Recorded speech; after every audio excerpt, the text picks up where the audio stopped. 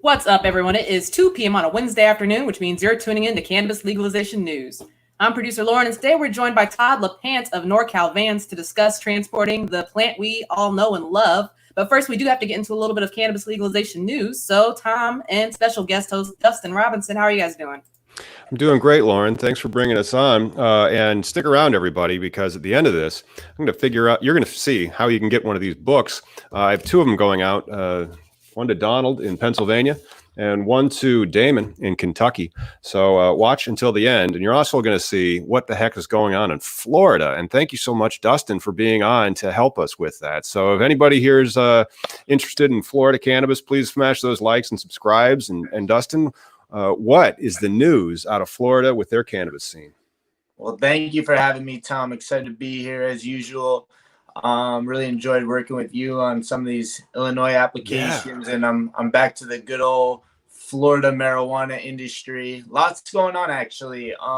Obviously, with some of the stuff going on with the coronavirus, the essential business thing was big in Florida. Big sales. Really, sales were skyrocketing here in Florida. One of the biggest things going on, though, right now in Florida is the Florida-grown case. So essentially, the lower court has deemed our vertically integrated structure to be unconstitutional. The appellate court, are contrary to the Florida Constitution, and the appellate court has affirmed that, and now it's up to the Florida Supreme Court. And early in May, they had oral hearings on that matter. And quite honestly, I talked to a lot of people. I watched the oral hearings, and I still think it's a 50-50 shot. I think both sides made some pretty decent arguments, and we'll just have to see how the Florida Supreme Court comes out. I mean, either way, I get a lot of calls. The main question everyone's asking is, when will Florida applications open up?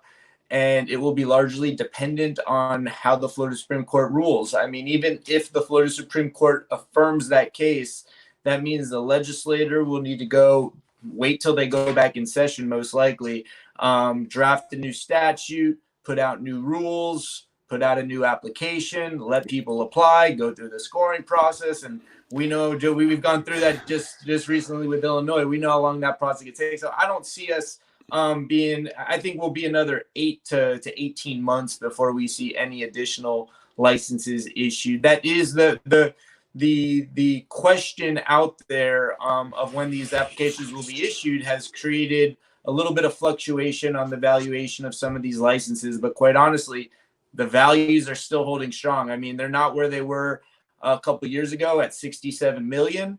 But I'm starting to see more deals going through. There was a recent deal, probably I think the last one was the Green Growth Brands, which was in the 40s. But the deal flow I'm seeing right now is in the low 30s. I think we'll start seeing it get into the high 20s over the next couple months. Yeah, the price of licenses tends to decline, but I really can't wait until Florida opens up so that a lot more entrepreneurs can get into Florida.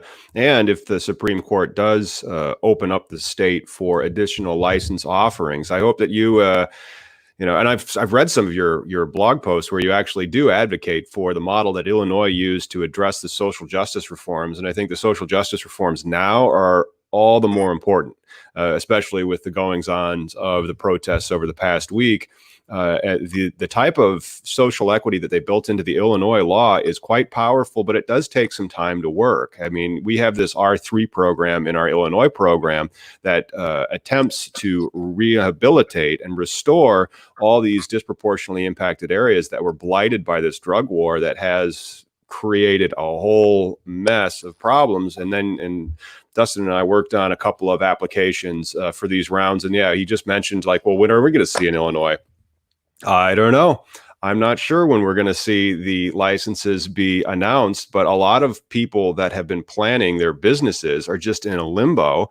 And I did a piece on Article 18 of the new law. And so you have to address, how are you going to handle ties with these? Because if you're going to do a competitive application and you're going to engender lawsuits because somebody's going to say it was graded wrong, and I should have gotten a higher score. Okay, well, let's say that then everybody ties and they go into a lottery. It's just a lot harder to claim that you was wronged unless you weren't in the lottery. But that didn't pass in Illinois, so it looks like Illinois may still be fertile ground for litigation. But man, I'm just glad that there is some movement in Florida. That would be great. And I mean, seriously, what do you think True Leaf is worth? What do you think their license is worth? Like $400 million? They're killing it. Just last quarter, I think they did top line revenue of almost 100 million. And what's even more impressive than that is that they're actually keeping that money and bringing it to the bottom line. And I think they aren't there. That is the contrary of every cannabis stock I have ever seen. It's like, well, let's look at their earnings per share, negative something. Yeah, they're just losing money. Yeah, they've done a great job at not only growing revenue but growing profits. They make up over 50% of the market here in Florida. So there's 22 licensees in Florida. Those 22 licensees, about 13 are operational. But really, out of those 13, about 5 of them make up probably over 80% of the sales. And out of those 5, one of them, True Leaf, makes up over 50% of the sales. So yeah, you guys have a Google aspect to your state, which I don't necessarily like. I enjoy the ability for entry into this industry, and it's conceivable that even a low barrier to entry is still fairly high in this industry because of how regulated it is, and most people just don't have an extra $5 to $10 million lying around, and that's Go ahead, and a lot of people are they're the other thing with the Florida grown case, everyone's all excited, more licenses, but there's a couple things they need to be concerned about. Number one, we don't know how many licenses they're going to issue. Number two, there's already 22 licenses that have been issued,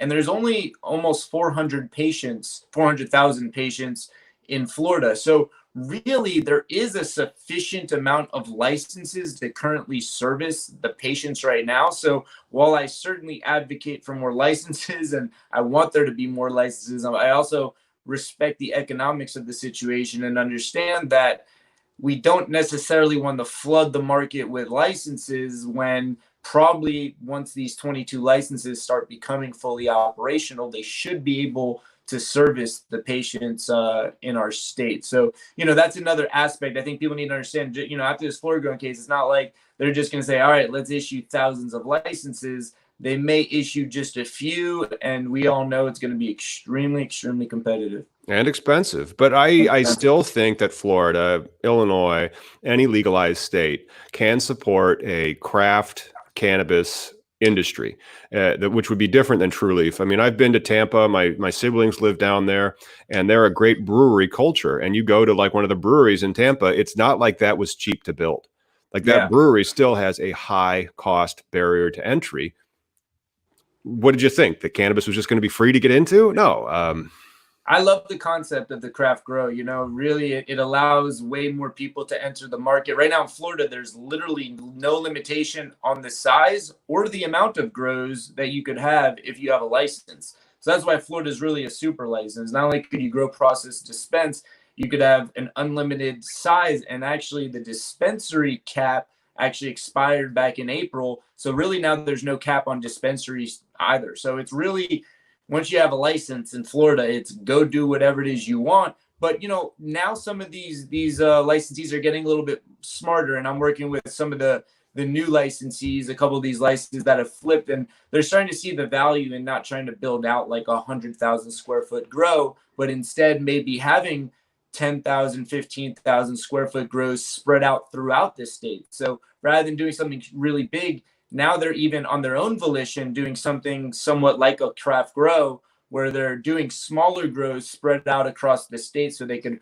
properly service the entire market. Because you do 100,000 square foot grow or 200,000 square foot grow, you could just have so many different problems, so many issues. We have hurricanes in Florida, so God forbid a hurricane comes. So they're starting to build in some redundancy in their operations. So I'm a big fan of craft grow concept, and obviously like the social equity concept, I think as well. I don't see Florida doing much with social equity. I work very closely with Minorities for Medical Marijuana. Eric Range is the chair for that. He's actually was on several of my applications for Illinois.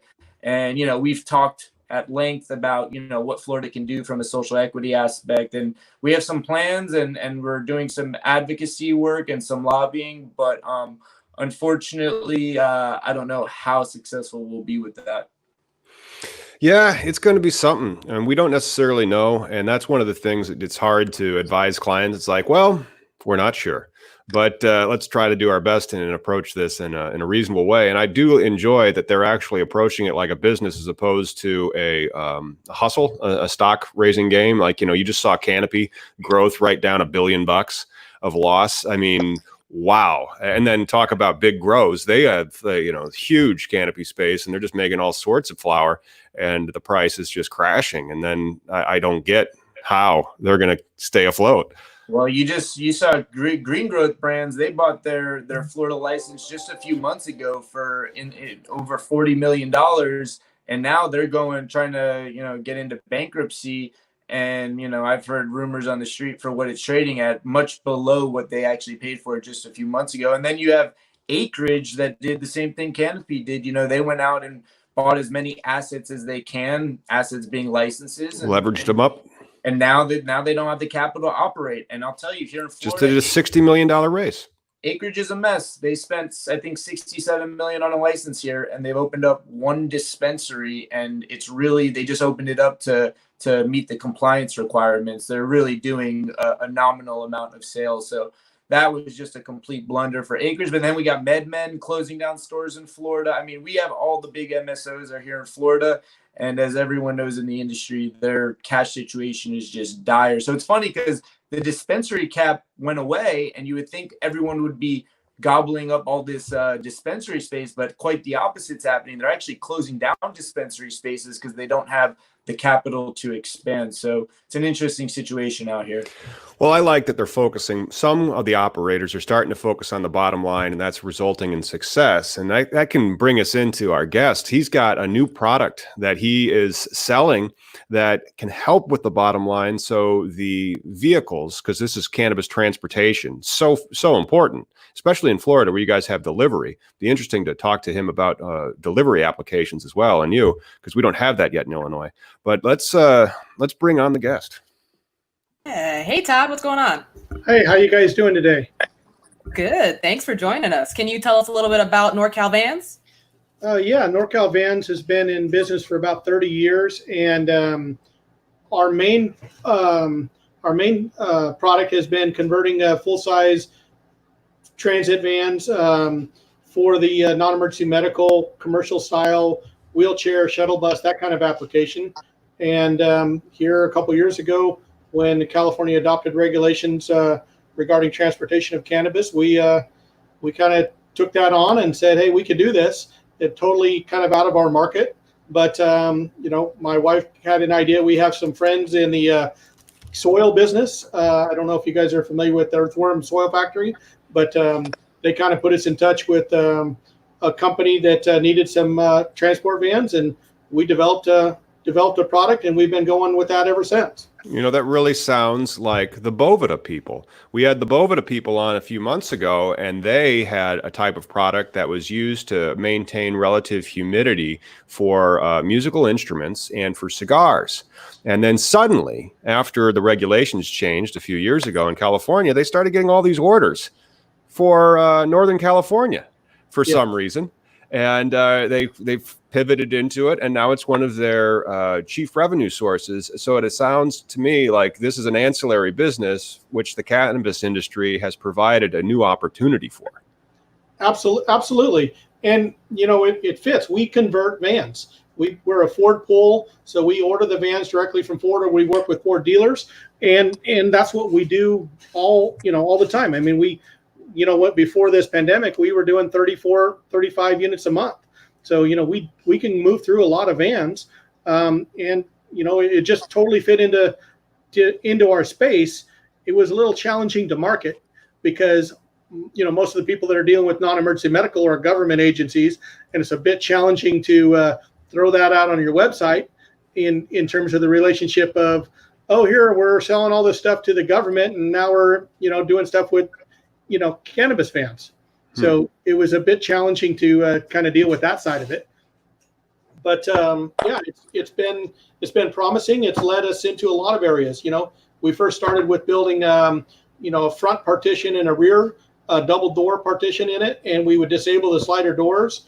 Then California changed the regulations again, and so we ended up having to go away from that and put a full cage inside the vehicle. So we put a new floor in, we put a full steel tube frame cage in the roof and the sides, and then a cage door in the rear, which then led us to the lock box or the safes. So now most of the units go with a drop chute safe so that they can pull the seat forward, drop the cash in or the envelope in, and it goes in the safe so the driver doesn't have access to the safe.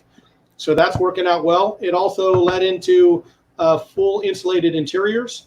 So now we do full insulated interiors and cargo air conditioning things. And that led into refrigeration units. So now we're actually building full-on refrigeration units, and we're starting to work into the freezer market. Fascinating. Let's talk then about compliance and what makes a great cannabis transport vehicle. You mentioned a lot of features that go into it. How do you start designing a cannabis transport vehicle for security's sake? Well, the first thing we did was we looked at the regulations and read through the regulations to try to understand how that worked. It was a bit challenging because we tried to talk to the I forget the name, the local California cannabis, the people that wrote the regulations, to ask them if we could get interpretation of our unit, and they would not really ever respond to us. We actually wrote them a letter and certified letter, and we never really had a response. We just wanted to say, hey, is this meeting your requirements? And we could never get that response. So we do our best to interpret the law. It says no part of the body can be part of the cage. So we took that into, now we have to build in it. No part of the body can be part of the lockbox. So that's where we had to go and build a full, 360-degree cage inside the vehicle. There's some kind of GPS tracking. We do that in a couple ways. We do that with security cameras. So the security camera system we offer has the DVR and it also has full GPS tracking. Mm-hmm. And we also offer an alarm system with the remote start that has full GPS tracking.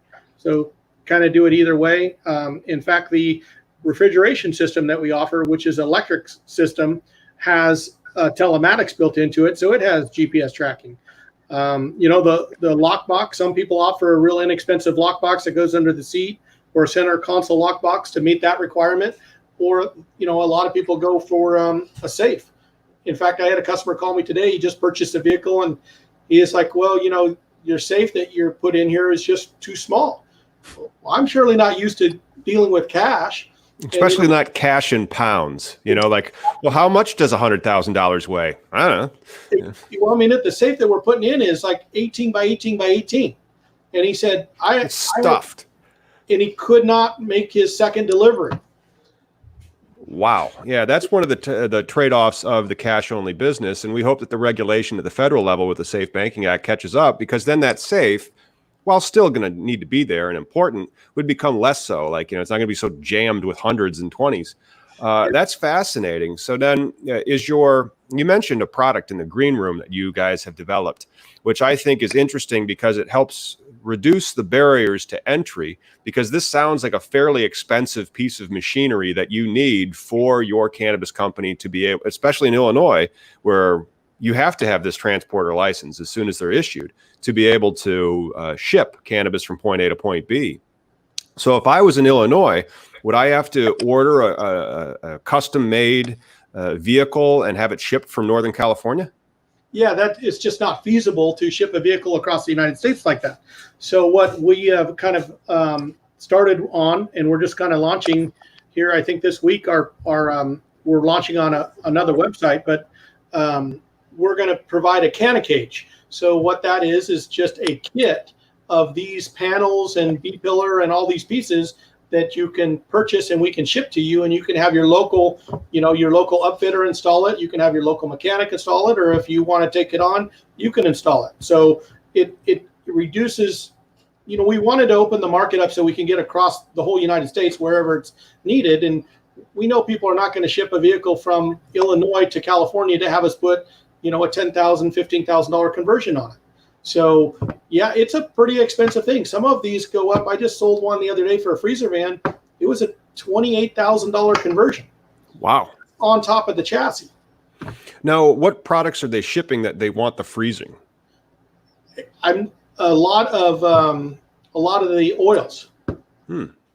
Well, I know that the terpenes are volatile, especially over like 70 degrees. So I could see that they would want like air conditioning and keeping it cool to protect the terps and the flavor of the flower and oils that they're shipping.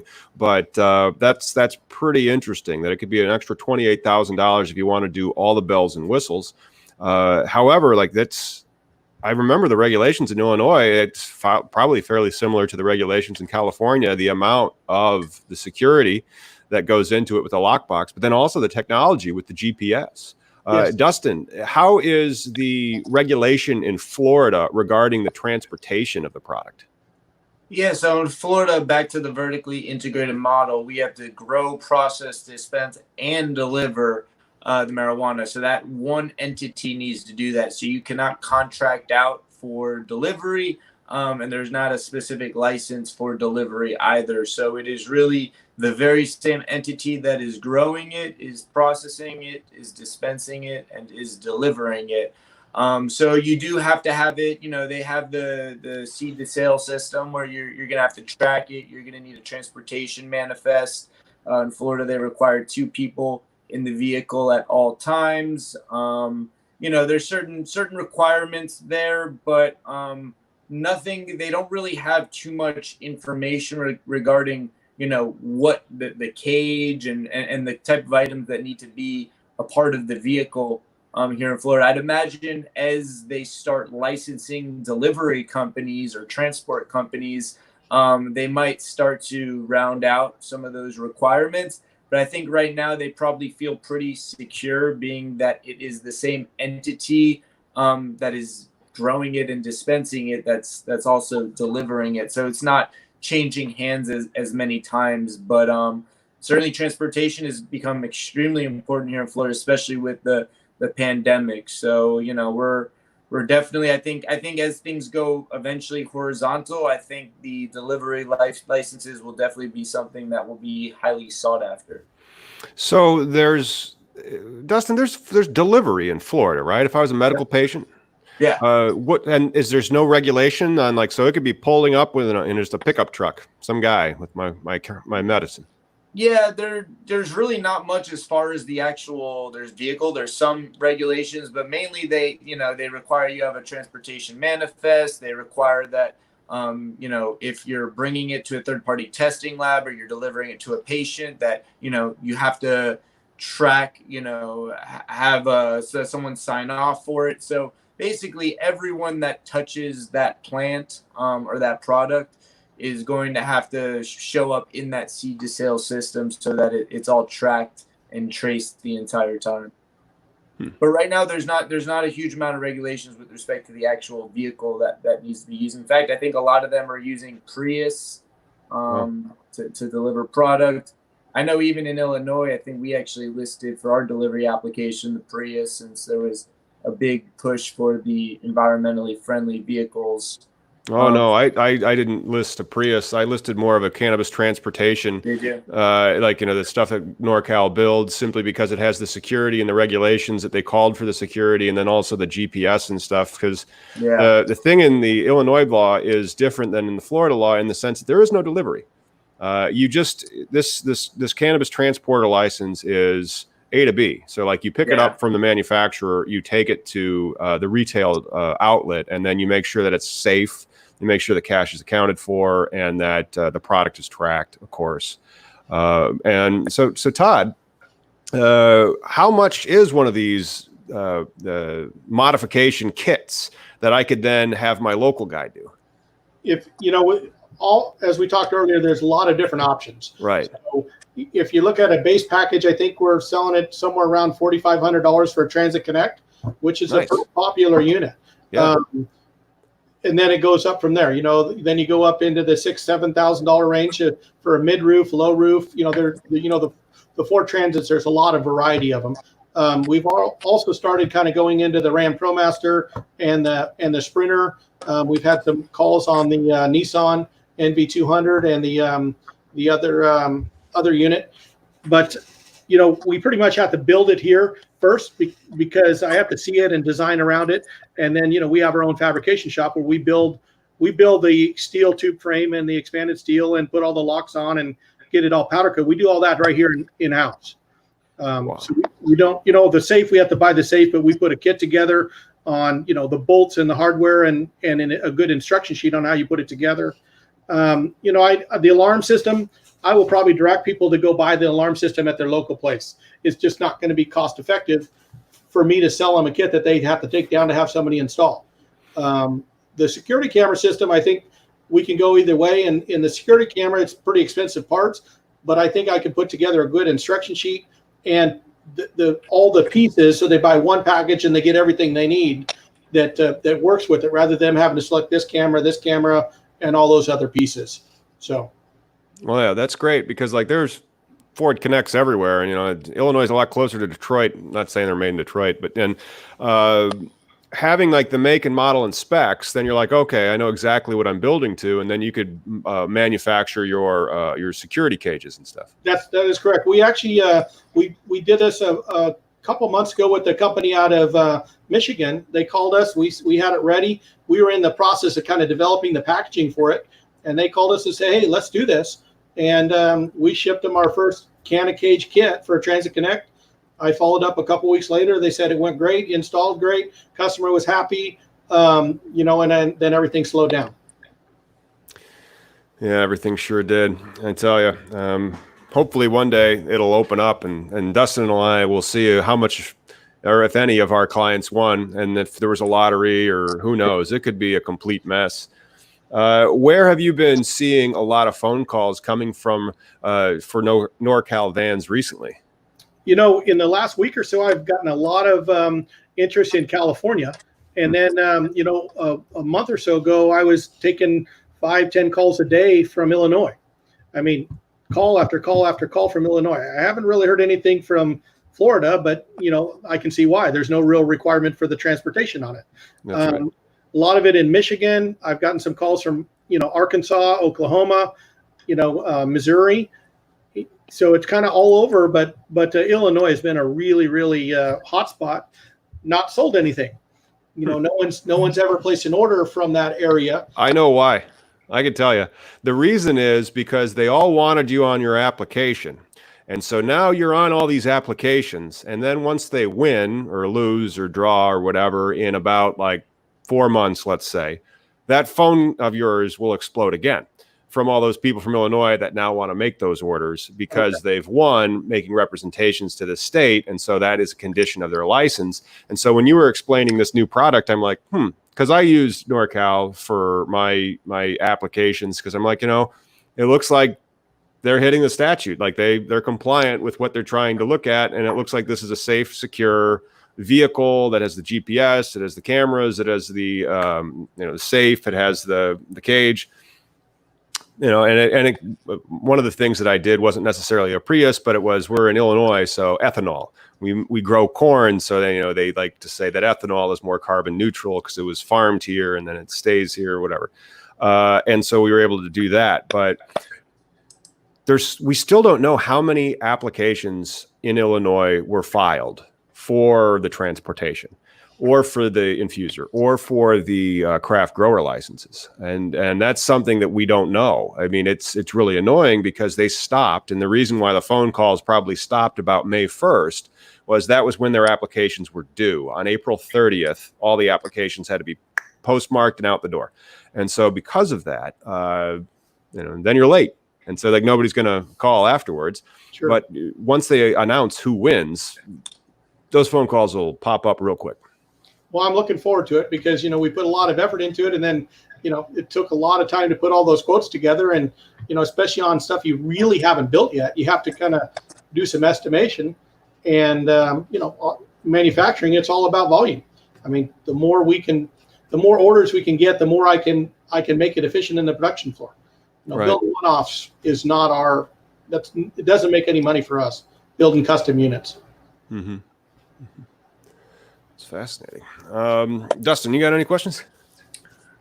No, no. I mean, I think it's interesting hearing all the requirements that are out there in California. I know Illinois has its own set of requirements. I guess one of my questions would be: is there any kind of new technology that you see coming online that you think will help further secure and make it safe to deliver? For example, I know there's an issue with the actual drivers making sure there's controls in place so that they're not diverting any product or any of the cash into other areas. I've heard different people talk about using GPS systems where it could actually be controlled remotely, and it only opens and closes upon delivery to the actual customer or patient, depending on where you are. Are there any like cutting edge technologies you're seeing that you think could potentially really change the game with delivery? Yeah, there's one that we've been working with a company related to Illinois somewhere that they were going to put us together with another company that dealt with a bunch of RFID, and their concept would be they'd have a whole entire security system in the van with cameras and RFID, and it would know everything that's in that van at any given time. And if it left, anybody opened the door, it would take another inventory of everything in that van each time. And so the concept is we would take our cage and we would put lockers in it, individual lockers that would be locked. And so the driver would know what locker to open up when he was making a delivery, but it would also track it all through GPS and the RFID and know what package went out of the van and stayed in the van at every opportunity, at every option. So that's a big one. And then, it seems really relatively simple, but the drop chute or the rear loading safe is a pretty big one right off the bat. The driver doesn't have access to open that safe up. So if you have any issue with somebody trying to rob it, they don't have access to open that safe up. You only have, what can go down that chute. So, in that respect, that reduces a lot of the security requirements for it. That's about all that I'm aware of in coming up. When we first started ours, we really wanted to do it a little bit more cost effectively. We didn't want an armored car. We didn't want, plated windows and steel plate. We wanted to do it, to meet the law, but make it right so that, somebody doesn't have this huge cost of entry into it. And that's where we kind of came up with a tube frame, steel mesh cage rather than, what some of the other people are doing. I could add fancy locks. I can put digital locks on my cage doors. I can do all this stuff, but it all costs more money. So it depends on what everybody wants to do. And I think one of the reasons when you see it like that, that's a byproduct of the competitive licensing system, where the license application is a condition of your license. And so when you're scraping for points to beat somebody out. So if you say that you're going to do that premium, excellent, it's going to be super secure, and the other guy's just going to have, the entry model, that may be why they're doing it. But in Illinois, like, you don't have to. It's not an exclusive license. You just have to get over a certain level and you're issued one for the transportation aspect. So bringing the cost of the barrier of entry is excellent. And I also like the name, the Canna Cage. Did you guys come up with that? My wife did, yes. Nice. All right. She's in charge of marketing. I enjoy that. Oh, Dustin, you've gone dark on us. No, Dustin's back. All right. Sorry about that.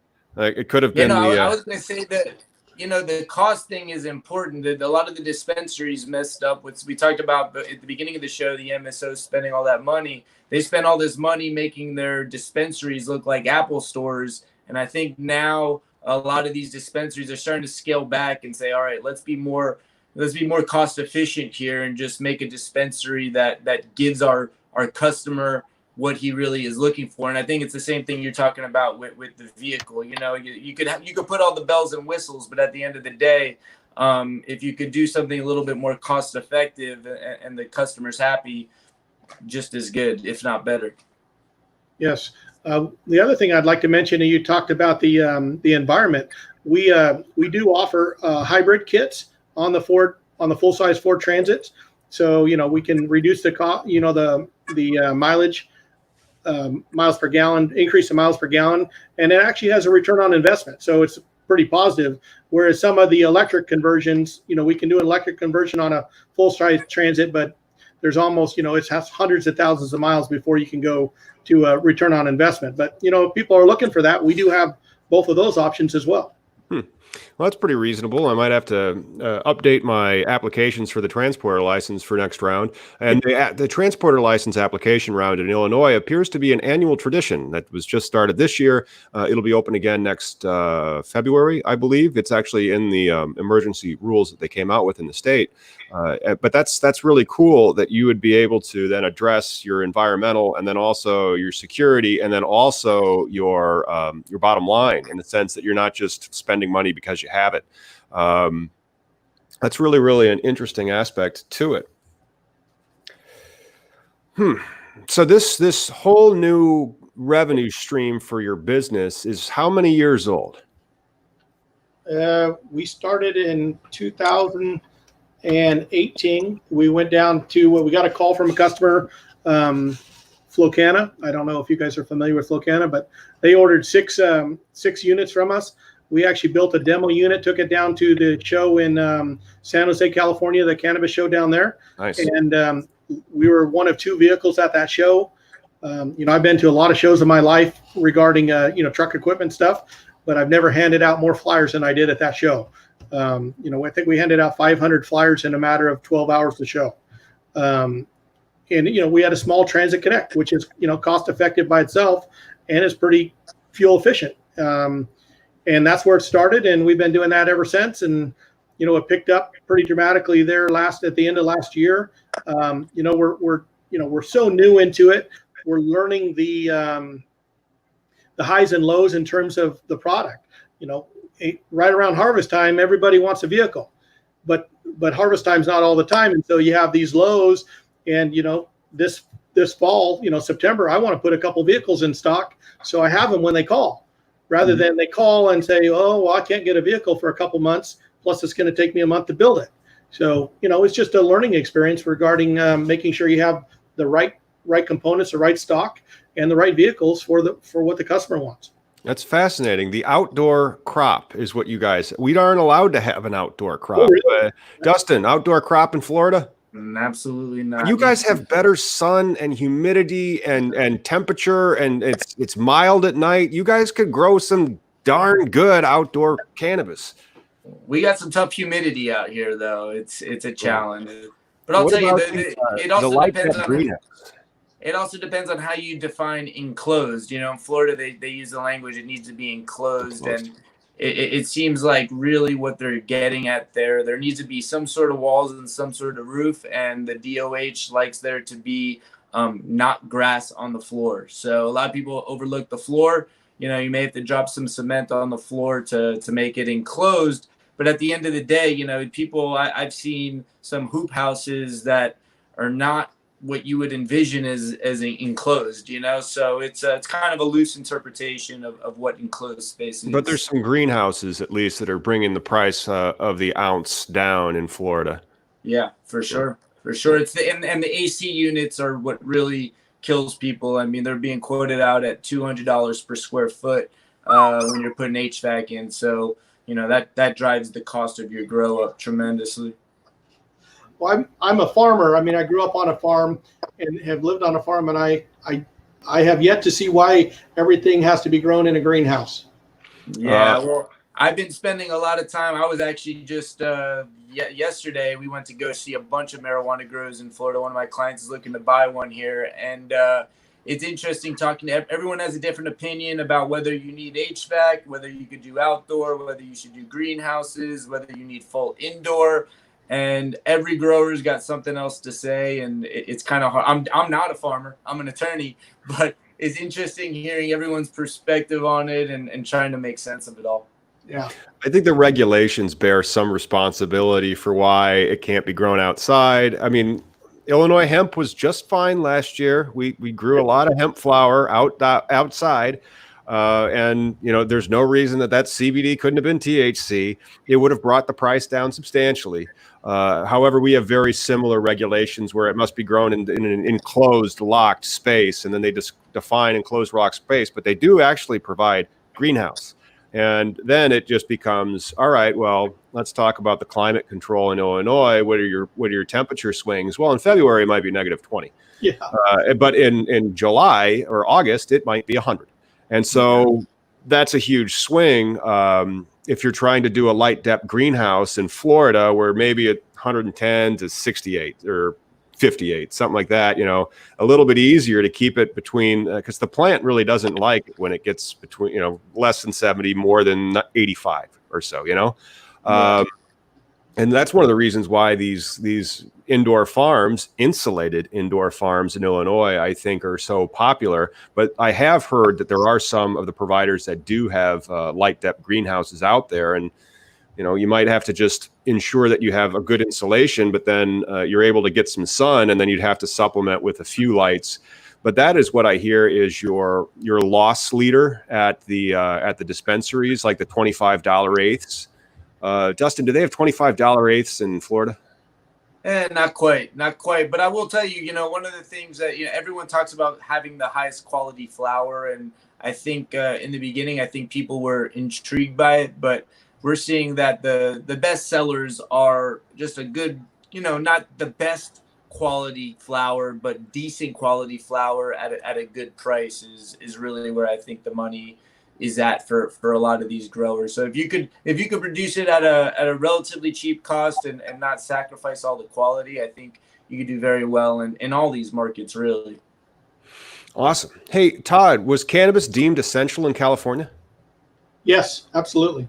That's fantastic. So COVID, yeah, COVID affected my business negatively. You said that your business kind of like went quiet, but it seems that the essential business of cannabis has just exploded. Like people are buying more of it.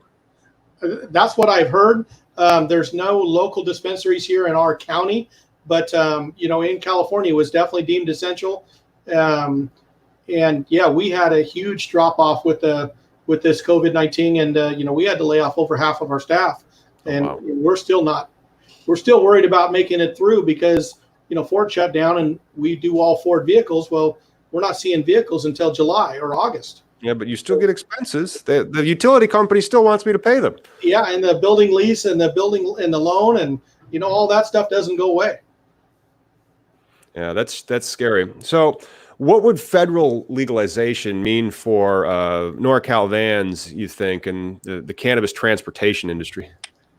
Well, I think if they could do a federal and they did it so that it had similar regulations, which California likes to be first in a lot of regulations, and then a lot of other states like to adopt them. I've dealt with CARB, California Air Resources Board, for years, and if it followed in that direction, it would be good for NorCal because there's a standard regulation across all the states, and if it related to the transportation, there's going to be a huge market opening up because Oregon, there's a lot of people that try to move it across the state lines. Well, in Oregon, you don't need any of this transportation stuff. In California, you do. And the same thing in Nevada. So, we have people that work and do stuff in Oregon, but they transport in California. They need one of our vehicles or one of our conversions. So it would be a big thing for it to be, federalized if they had those regulations surrounding it for NorCal Vans, especially if we got this canna cage and we were able to mass produce these kits and make them cost effective to ship out throughout the whole United States. I think that it really makes sense. So I talked to the guy earlier today, and he was getting stacks of $100 and $5 bills and trying to put them in a safe. And they drove all the way down to Los Angeles, trying to make 2 runs with a large van they just purchased, and they had to drive back because the safe was full and they couldn't fit all the cash into it. Well, why would they need to do cash? Every other commodity out there is not in cash. We grow almonds and walnuts. We could you imagine doing millions of pounds of almonds and walnuts in cash? No, and I was an agricultural lawyer. I'm finishing up a chapter on secured transaction, for the agriculture industry in Illinois, and I've seen 2-party checks from the sale of grain proceeds. They're in the hundreds of thousands of dollars. Exactly. You don't want that. It's a check. On a piece of paper, Todd, Todd, I think that brings up another good point. You know, standardization in this industry is so important. Right now, all the states are doing different stuff, and I don't know if you're familiar with ASTM D37, but that's a subcommittee of ASTM on cannabis, and they draft different global standards related to cannabis. I've helped with a couple of those standards, and I would think that it's pretty ripe for there to be a standard drafted on what those vehicles should look like nationally, globally, because it's really important that, you know, especially as federal legalization comes about, hopefully soon, but, you know, we don't know. But when it does, it's very important that these states don't have all these patchwork ways of dealing with things, because if you're in a van in California and you're complying with the California law, but then you drive it into Oregon and your van doesn't comply with Oregon law, it's a complete mess. So I think having ASTM D37, and Thomas, I know you cited to ASTM D37 a lot in your application. Yeah, but I'm going to be like reaching out to them to have them, because it's so important, especially for the interstate commerce. Because I mean, can you imagine if I don't know of any other like commodity or industry where this is kind of like, you know, Europe before the euro. And so every little state is its own little kingdom and rules and regulations, and there's no interstate shipments whatsoever of them. So it can make companies like NorCal Vans have a challenge, because imagine if you're trying to mass produce a canna cage, but you can't. There's the Illinois canna cage, there's California canna cage, there's the Arizona canna cage. Yeah, it's crazy. Standardization is critical in all those environments. You know, I've been in the automotive industry for 25 years, and you have to have standardization. And I think the idea of the cash is literally ridiculous. I mean, think about the security and safety if you didn't have to carry cash around. I mean, it would change the whole playing field of it. And the passing of the coronavirus, which is why they're trying to put the safe banking provisions in this new Corona bill. Exactly. The other thing I would add is the concept of I just lost it. Sorry. It's all right. It's probably all the medical edibles that we've been having. Todd, thank you so much for joining us today. Before we go, we did have a question from our co-host Miggy. Said, are your trucks built with scales or sensors to measure to monitor weight for the transportation? No, our vans don't have any scales or sensors to monitor the weight of it. You know, we literally just build a internal cage in the back of the van and allow the customer to decide how he wants to package and what he wants to put in there. You know, again, if you're just putting flower or plants in, it's going to be really difficult to overload one of those vans. All right. Yeah, thanks again for coming on. Where can we go to follow or find NorCal Vans? NorCalVans.com, www.nor-calvans.com. And we have some information on the canna cage there. And then there's a new site. I'm sorry, I don't recall it, but if you search for canna cage, it should be out there, and we're going to start releasing that product. Awesome. We'll throw those links in the description. Dustin, thanks for coming on to guest host. Where can we find or follow you if we have any questions about Florida? MrCannabisLaw.com, and then also on Instagram or Facebook at Mr. Cannabis Law as well. So thanks for coming on, Dustin. I really appreciate it. And Todd, it was a great illuminating conversation that a lot of people are interested in, because a lot of people in Illinois want to get into the cannabis transportation game. And if you guys wanted to get a copy of my book about the history of the cannabis laws in America and also why they're unconstitutional, go ahead and email me at tom@collateralbase.com and tell me your address. And the first one that does that, I'll mail you a book. Got to go to the post office now, actually. Thanks for tuning in, everyone. Make sure you like and subscribe to keep up with all cannabis legalization news. We will see you on Sunday. Thank you for having us. Thank you. Have a good one, guys.